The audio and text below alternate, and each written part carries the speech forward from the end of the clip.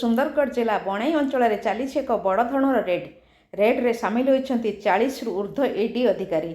यही चढ़ाऊ रे केंद्रीय फोर्स को नियोजित करा मिलिथिबा सूचना अनुसार आज सकाळु कोलकाता ईडीर 40 जणिया टीम 8टी गाड़ी रे आसी बणाई अंचल रे पहुंची। टीम्र अधिकारी माने बणाई थाना अंतर्गत बड़गगुआ जंगला एवं रुगुड़ा ग्रामर 6टी बिल्डिंग रे चढ़ाऊ जारी रखिछंती। चढ़ाऊर सठिक कारण जना पड़ी नथिले मध्य ऑनलाइन गेम रे कोटी कोटी टंका कारोबार बाबद रे ईडी सुराग पाइथिबा अनुमान करा जाउछि। फी विन गेम नामक एक ऑनलाइन बेटिंग संपर्क रे सूचना नहीं ईडी एही चढ़ाऊ करिथिबा जना पड़ुछि। तेबे एही चढ़ाऊ बाबद रे ईडी अधिकारींकर कोनोसी प्रतिक्रिया मिली पारि नाही।